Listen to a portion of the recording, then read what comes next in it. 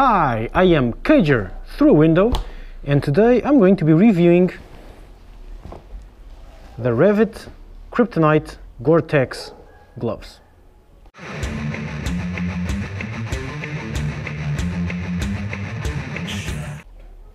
So these are entry-level Gore-Tex gloves, which is something that should not exist. This is a unicorn.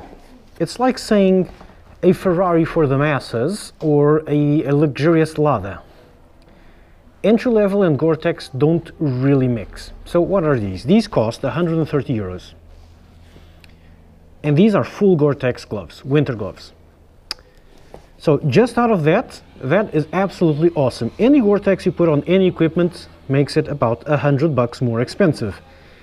So these would be 40 bucks without the Gore-Tex.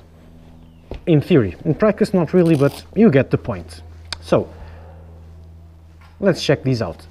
If you might have noticed, I seem to have a broken arm because I crashed with these gloves on and this jacket.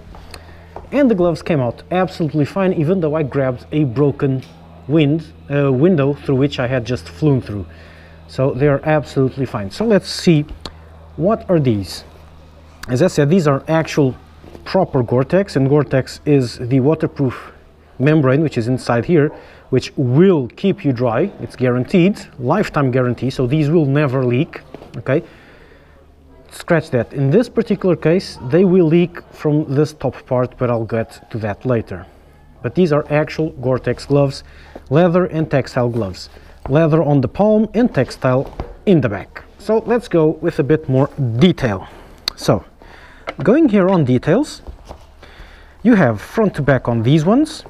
You have a short cuff, which doesn't go very long, okay? It's not a full gauntlet, it's just semi, so it will stop a bit inwards from the jacket. In fact, I'm wearing the jacket to show you how you have to wear this if you want waterproofness, because this is not waterproof, this is just elastic.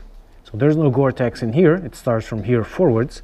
So you have to put your jacket over these and then tighten the jacket here, and there will be no leakage. And I have tested this extensively, very extensively, in a lot of rain. In fact, the crash was in the rain.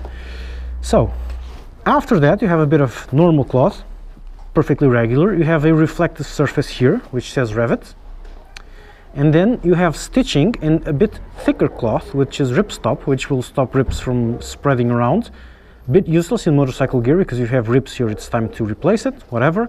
You have hard knuckle protectors, which are really hard. It's some techno babble mumbo jumbo proprietary for Rev'it. What you care is that this will protect you from impacts. In fact, you can see where I hit the window and broke the window with it. It's slightly scraped, but it is absolutely fine. In my hands, well, this is broken, but I broke the arm here, not here. It was here, okay? My hands are perfect. It was a hard crash and my hands are absolutely perfect. You have these three little parts in leather, so you can bend the fingers easily. The last one, you don't have that, but it's a small reflective one. So the idea being that when you're riding and you do like this, you can see these and these to show your hand that you're going left or right. I quite like these reflectors, and I would only wish we had reflectors here, here, and here to better illuminate gestures you might make, like this and whatever, pointing and stuff like that. It's too bad there's no reflective here. Continuing forward, you have some small but hard protectors here on the knuckles, okay, not on the pinky finger, and the leather wraps around and goes up to the top of your fingers. Also, at the front, this actually works with cell phones in here on the thumb too. That's why I have my cell phone here to show you. It's a bit hard to do this with broken hand, but look. See, it works perfectly fine. Here we go. Blah, blah, blah. And this one too. And you can use both fingers.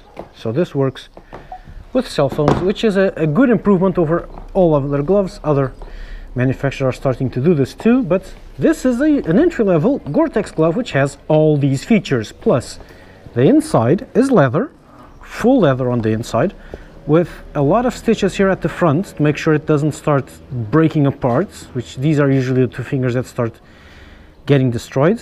A little finger too, but what the hell. Strong stitching, Okay, there's a few components. There's the palm, there's this part and this part. There's a big protector here, which is kind of soft, but the idea is that protects you from hitting like this. Your hand will rebound, so you don't need super hard armor.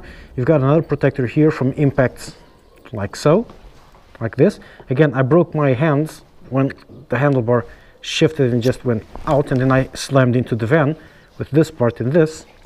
Nothing to it here. Nothing to it. It's perfect. And that's about it. This is the feature. Oh, you have one of these very important things, the handcuff adjuster. Okay. So, lots of features. Very nice for a 140 or 139.99 or whatever the price is today. Maybe it's 129, I don't know. With a full winter glove with Gore-Tex. This is now on to other features. Inside you have some insulation. They call it thinsulate, which means it is warm enough. Just. It works in winter, but Portuguese winter. When it gets to say 4 or 5 degrees or 6 degrees Celsius, it starts getting too cold. Okay, these are not those mega thick, super warm gloves that you can wear in London weather. No, no. For this will work in London spring or London summer, where it rains all the time, but it won't work for more extreme temperatures. You can get around this, which is what I do. If I get my, you can see the dogs playing around there. That's the assistant cameraman there, because they're going to hit that camera now. Quietos! Sorry.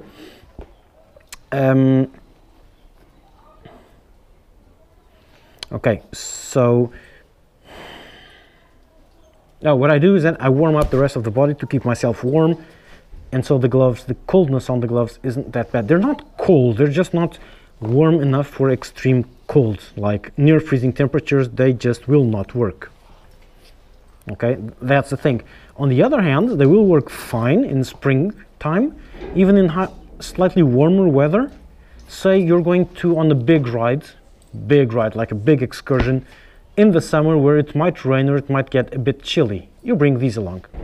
It will work on higher temps. Okay, it'll be a bit toasty, but not too much, and they're not thick enough to completely prevent your feeling of the grips. That being said, when you buy these, you are going to be disappointed. The first month or first week or so, you are going to be severely disappointed with these, because this leather, when it starts, it is incredibly stiff. I couldn't nearly bend my hands enough to use the clutch. I had no idea what was happening on the clutch because they're really stiff.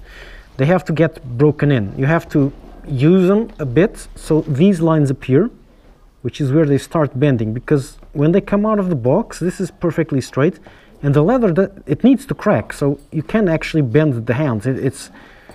I've never had any leather that was just this tough at start. I put some hand cream on it, make them a bit softer, and it worked wonders. Now they're fine.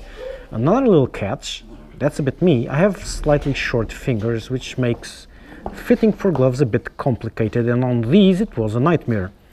Because Rev'it has done correctly, the fingers are slightly longer than you would expect, because if they work fine like this, and my finger stops here, I'm not touching my finger's right behind, even if I put it all the way back, like I'm putting the glove as far back as I can, meaning my finger's at as much front as I can, this is not my finger here. So my finger stops here, and I have this bit of thing here. This is correct, because when you wrap around, which is an issue I've had on other gloves, when you wrap around, the glove tends to go back even further, and so it starts making pressure at the end of your finger, and that's very uncomfortable. So Rev'it does these just slightly longer. Thing is, since I have short fingers, it's too long for me. So I